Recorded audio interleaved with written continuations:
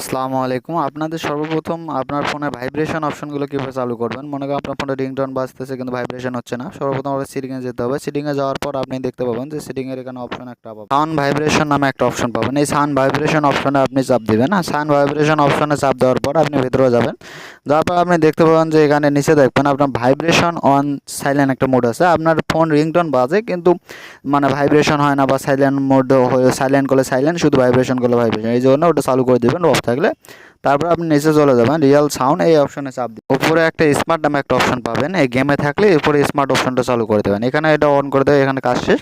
তারপর আপনি চলে যাবেন নিচে অ্যাব্রেশন সেটিং, এই যে অ্যাব্রেশন সেটিং এখানে যাওয়ার পর এই যে নন থাকলে এখানে আপনি এটা থাকলে কোনো রিংটোন বা কোনো নোটিফিকেশন আসলে কোনো কিছু বোঝা যাবে না। এখন আপনাকে ইমার্জেন্সি একটা সাইলেন্ট আছে, ইমার্জেন্সি সিলেক্ট করে দিতে হবে।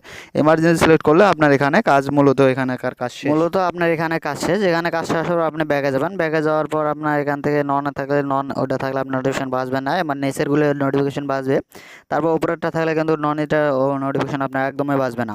তাই আপনি একদম নিচে এমার্জেন্সি এটা সিলেক্ট করে দেবেন। এভাবে আপনার ফোনের নোটিফিকেশন ভাইব্রেশনগুলো অপশনগুলো চালু করতে পারবেন। আপনি যদি আমার ভিডিওটি ভালো লেগে থাকে অবশ্যই ভিডিওটিতে একটা লাইক করবেন এবং আপনার বন্ধুদের মাঝে শেয়ার করে দেবেন। এই চ্যানেলটি যদি নতুন হয়ে থাকেন অবশ্যই চ্যানেল সাবস্ক্রাইব করে বেল আইকনটি বাজিয়ে দেবেন এবং যারা সাবস্ক্রাইব করেন তাদেরকে অসংখ্য ধন্যবাদ। ভালো থাকবেন। আসসালাম।